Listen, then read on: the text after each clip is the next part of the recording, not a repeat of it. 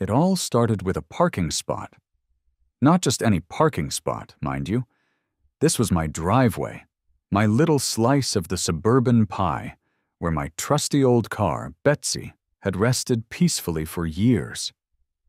Betsy wasn't flashy, just a reliable, slightly faded blue sedan that got me from point A to point B. But the HOA, those guardians of good taste and enemies of anything remotely interesting, didn't see it that way. They saw Betsy as a threat, an aesthetic incompatibility that dared to disrupt the harmonious flow of our meticulously manicured neighborhood. The violation notice arrived on a Tuesday, tucked neatly amongst the bills and junk mail. "Your vehicle is in violation of community aesthetic standards," it declared in bold, bureaucratic font. "Remove the aforementioned vehicle or face a fine." I scoffed. "Aesthetic incompatibility?" I muttered to myself. "Have they seen Mr. Henderson's boat? That thing looks like it washed up from a shipwreck. And don't even get me started on the RV parked in Mrs. Johnson's driveway, or the collection of motorcycles that seem to multiply in Mr. Davis's yard every weekend." Yet, somehow, my little Betsy was the problem. I marched down to the HOA office, ready to fight for my car's right to exist. But Karen, the HOA president, with her perfectly coiffed hair and her condescending smile, was unmoved. "Rules are rules," she declared, her voice dripping with smug satisfaction. "And your car, I'm afraid, is simply an eyesore." "But what about the RV?" I protested. "And the motorcycles? And the boat that looks like it's about to sink in Mr. Henderson's driveway?" Karen's smile widened. "Those," she said, "are different. They're recreational vehicles. Your car, on the other hand, is simply unsightly." I stared at her, speechless. The hypocrisy was astounding. The HOA, those self-proclaimed guardians of good taste, were clearly playing favorites, and I, the owner of a perfectly functional car, was their latest victim. That's when I decided to fight back. Not with angry letters or petty complaints, but with a plan so audacious, so utterly ridiculous, that it would make their heads spin. "If they don't want my car in my driveway," I muttered to myself, a mischievous glint in my eye, "then I'll give them something they'll never forget." And so, my plan was hatched. A plan that would involve a crane, a whole lot of granite, and a healthy dose of good old-fashioned HOA-defying revenge. The HOA wanted to play hardball. Fine. I'd give them a game they couldn't win. If they didn't want my car in my driveway, I'd give them something they couldn't tow. Something that would make their precious aesthetic standards implode. I'm talking about a boulder. Not just any boulder, mind you. A massive, multi-ton behemoth of granite. The kind that makes you question the laws of physics and the sanity of the person who put it there. I started my search online, browsing through landscaping websites with a newfound appreciation for geological formations. "Think you can handle a boulder?" I asked the first sales rep I reached. "A boulder?" she chuckled. "Sure, we do boulders all the time. How big are we talking?" "Big," I replied casually. "Think Stonehenge." Silence. "Stonehenge?" she repeated, her voice a mix of disbelief and amusement. "Yep," I confirmed. "And I want it delivered to my driveway." More silence, then a burst of laughter. "You're kidding, right?" "Nope," I said, my grin widening. "This is serious boulder business." The sales rep, clearly intrigued by my project, and probably my sanity, agreed to take on the challenge. A few days later, a flatbed truck arrived, carrying my masterpiece. It was even more glorious than I had imagined. The boulder was massive, dwarfing my car and casting a long shadow across the lawn. It was a testament to nature's power and my own stubborn determination. The HOA, naturally, was not amused. Karen, Her face a mask of fury, stormed over to my house, her heels clicking a menacing rhythm against the pavement. "What is the meaning of this?" she shrieked, her voice echoing through the neighborhood. "What have you done?" "I've parked a Boulder," I replied calmly, leaning against my new granite companion. "It's legally parked." Karen sputtered, her face turning an interesting shade of purple. "Legally parked?" she shrieked. "It's a Boulder! It's an eyesore!" "An eyesore?" I echoed, raising an eyebrow. "Karen, have you seen the giant metal rooster in Mrs. Henderson's yard? That thing could scare a flock of pigeons into cardiac arrest." Karen's eye twitched. She opened her mouth to retort, but no words came out. She just stood there, fuming, defeated by the sheer audacity of my Boulder-based defiance. The Boulder, my silent and immovable middle finger to the HOA, had become a symbol of resistance, a testament to the power of creative revenge. And the HOA, with their ridiculous rules and their petty tyranny, had finally met their match. The Boulder itself was a masterpiece, a testament to nature's raw power and my own stubborn determination. But it needed a little something extra, a touch of personalized flair to really drive the point home.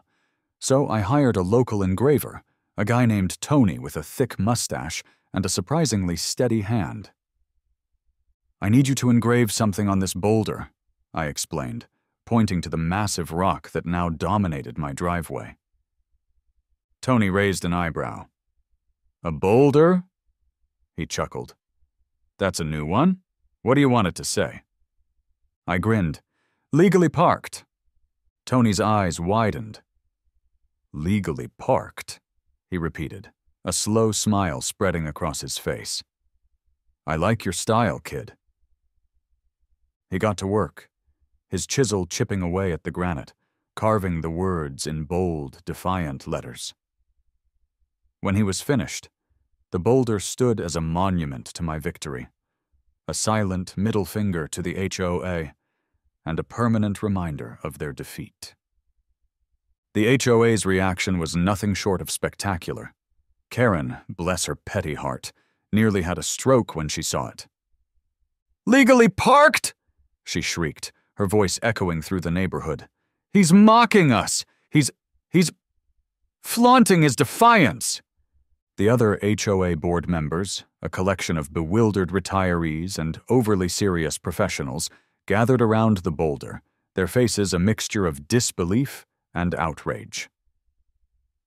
"This is unacceptable," Mr. Henderson, the HOA president, sputtered. This Boulder, it's an eyesore." "An eyesore?" I echoed, raising an eyebrow. "Mr. Henderson, have you seen the giant inflatable Santa Claus that Mrs. Higgins puts up every Christmas? That thing could scare a reindeer into early retirement." The HOA members grumbled, their arguments crumbling like a poorly built sandcastle. They couldn't deny that the Boulder was, in fact, legally parked. And they couldn't exactly argue with the inscription, a testament to their own petty tyranny. "This isn't over," Karen hissed, her eyes narrowed. "We'll find a way to get rid of that rock." But I knew they wouldn't. The Boulder, my silent and immovable champion, was there to stay. It had become a symbol of resistance, a testament to the power of creative revenge, and the HOA, with their ridiculous rules and their petty tyranny, had finally met their match. Karen, bless her perfectly coiffed heart, didn't disappoint. She stormed over to my house, her face a symphony of outrage, her voice a weaponized foghorn. "What in the HOA-approved hell is this?" she shrieked, gesturing wildly at the Boulder. "You think you can just park a rock in your driveway and get away with it?" I leaned against the legally parked inscription, a smirk playing on my lips. "It's not just a rock, Karen," I corrected. "It's a decorative landscaping element. And yes, I believe I can get away with it." Karen's eye twitched. Decorative? She sputtered. It's an eyesore. It's a safety hazard. It's an affront to the very fabric of our community. Oh, relax, Karen, I said, my voice dripping with mock concern. It's not like it's blocking anyone's view. Besides, have you seen Mr. Henderson's inflatable Santa Claus? That thing could give a child nightmares. Karen's face turned a delightful shade of magenta. She opened her mouth to retort, but I cut her off. And before you threaten me with another violation notice, Karen, I'd like to remind you that I've consulted with a lawyer. I'm well aware of my rights, and I'm fully prepared to defend my decorative landscaping choices. Karen sputtered, defeated but not deterred. She spun on her heel and marched back to her perfectly manicured lawn, her HOA rulebook clutched like a shield. The next day, the violation notice arrived. Unauthorized structure, it declared in bold, bureaucratic font. Remove the aforementioned boulder or face a fine. I chuckled. Unauthorized structure, I muttered to myself. They're really grasping at straws now.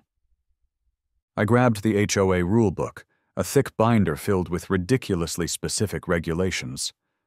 I flipped through the pages, searching for any mention of boulders, rocks, or decorative landscaping elements. Nothing. See, Karen? I said, calling her up on the phone. Your outrage is based on nothing but your own arbitrary sense of aesthetics. You don't like my boulder? Tough luck, it's staying. Karen's voice crackled through the phone, a symphony of frustrated squawks. This isn't over, she shrieked. I'll find a way to get rid of that rock. I'd like to see you try, Karen, I replied calmly. But in the meantime, I think I'll add a few more decorative landscaping elements to my yard. Maybe a giant gnome, or a flock of pink flamingos, or... I paused, letting the threat hang in the air. Karen sputtered, speechless. She knew she had been defeated. The HOA, with their ridiculous rules and their petty tyranny, had finally met their match. And the boulder, my silent and immovable champion, was there to stay. Karen and the HOA were fuming, but I was ready for them. I'd done my homework, consulted with a lawyer who specialized in HOA disputes, apparently that's a real thing, and I was armed with enough legal knowledge to make their heads spin. You think you can bully me with your fines and your threats? I said to Karen, my voice dripping with confidence. Think again, I'm not backing down. Karen's eyes narrowed. You'll regret this, she hissed. You'll be sorry. I doubt it, Karen, I replied calmly, but thanks for the concern. The HOA sent another violation notice, this time threatening a hefty fine and possible legal action. But I just laughed. They couldn't touch me. My boulder was legally parked, and I had the paperwork to prove it. Meanwhile, the neighborhood had rallied around my cause. The boulder, once a symbol of defiance, had become a community mascot. Kids were decorating it with chalk drawings. Teenagers were spray painting messages of support, some more appropriate than others. And Mrs. Higgins had even knitted a tiny hat for the legally parked inscription. This is the best thing that's ever happened to this neighborhood, Mr. Johnson declared, his voice booming across the street. Finally, someone standing up to those HOA bullies. And then the media arrived. A local news station, always eager for a quirky story, caught wind of the Boulder of Defiance. They sent a reporter and a camera crew to my house, ready to document my epic battle against the HOA. So, tell me, Mr. Jack? The reporter asked, her microphone practically touching my nose. What inspired you to park a boulder in your driveway? Well, I replied, gesturing towards Karen's house, let's just say I have a unique relationship with our HOA president. The reporter chuckled. I see. And what do the neighbors think? They love it, I said, gesturing towards the kids drawing pictures on the boulder. It's become a symbol of our resistance against the HOA's tyranny. The news segment aired that evening, complete with dramatic close-ups of the boulder and interviews with bewildered HOA members. The story went viral, turning my Boulder into a national sensation. People were sharing memes, writing articles, and even creating fan art of the "legally parked" inscription. The HOA, of course, was mortified. Their attempt to enforce conformity had backfired spectacularly, turning my Boulder into a symbol of defiance and a source of endless amusement. And Karen, the once feared HOA president, was now the butt of every joke, her authority crumbling faster than a gingerbread house in a hurricane. But the best part? The HOA was powerless to stop it. The Boulder was there to stay, a permanent reminder that sometimes the best way to fight the rules is to break them with a multi-ton rock. Karen, bless her rule-obsessed heart, wasn't one to back down. She saw the Boulder, she felt the sting of defeat, and she vowed revenge. Her weapon of choice? The HOA rulebook, of course. "There's got to be something in here," she muttered to herself, flipping through the pages with manicured fingers. "There's always a rule." And then she found it. Or rather, she didn't find it. There was no rule against boulders, no rule against rocks, no rule against, well, anything remotely resembling my magnificent, legally parked monolith. But Karen, ever resourceful, had a plan. She called an emergency HOA meeting, her voice crackling with authority over the phone. "We have a situation," she declared. "An oversized situation." The meeting was packed. Neighbors, intrigued by the drama, filled the room, their whispers and murmurs creating a buzz of anticipation. Karen, perched at the head of the table like a queen on her throne, glared at the assembled crowd. "This," she declared, her voice trembling with barely contained fury, "cannot stand. We must take action against this rock invasion." She proposed a new rule, a masterpiece of bureaucratic absurdity, a ban on oversized landscaping features. The room fell silent. Everyone knew this was aimed squarely at my Boulder, my beloved symbol of defiance. But I wasn't about to let Karen win. I stood up, armed with a stack of photos and a mischievous grin. "Karen," I began, my voice calm and measured, "before we start banning boulders, perhaps we should take a look around the neighborhood." I held up a photo of Mr. Henderson's giant inflatable Santa Claus, which took up half his front yard every Christmas. "Is this an oversized landscaping feature?" I asked.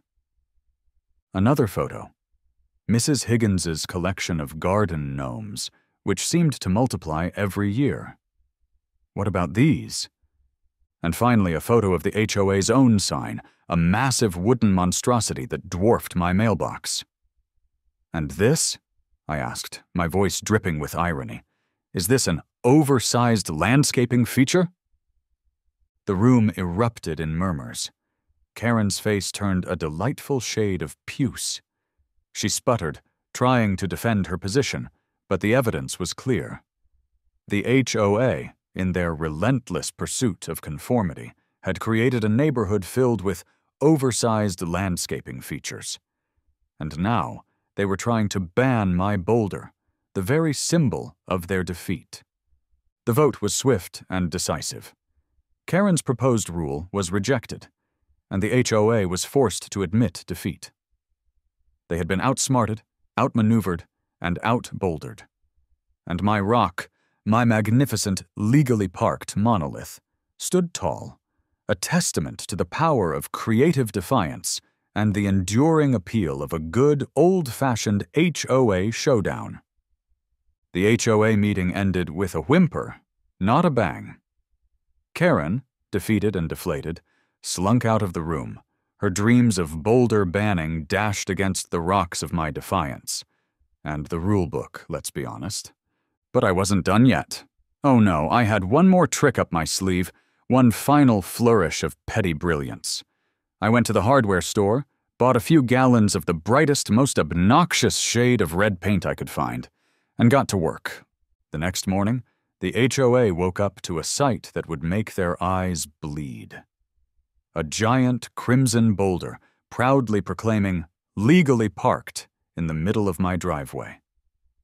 It was a masterpiece of defiance, a middle finger to the HOA, and a beacon of hope for all those who dared to dream of a world where boulders could be whatever color they damn well pleased.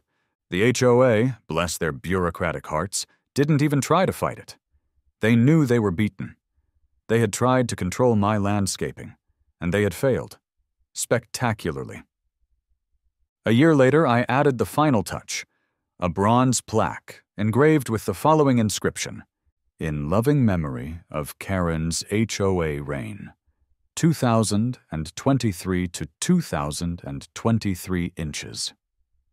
Okay, maybe her reign was a bit longer than that, but who's counting? The plaque was the perfect finishing touch, a tribute to my victory and a constant reminder of the HOA's defeat. It was also, I suspect, a source of endless frustration for Karen, who had since moved to a gated community with even stricter rules, and presumably no boulders. The boulder, my silent and immovable champion, became a beloved local landmark. Tourists would stop to take photos, kids would climb on it, much to the HOA's chagrin, and even the occasional dog walker would leave a respectful stick offering at its base.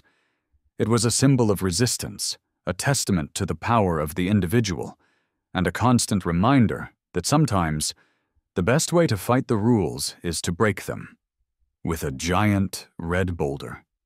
And as I sat on my porch, sipping lemonade and watching the sunset over my boulder-dominated driveway, I couldn't help but smile. The HOA had tried to control me, and they had failed, spectacularly. And the boulder, my magnificent, legally parked HOA-defying champion, was there to stay. A permanent reminder that sometimes the best revenge is a rock.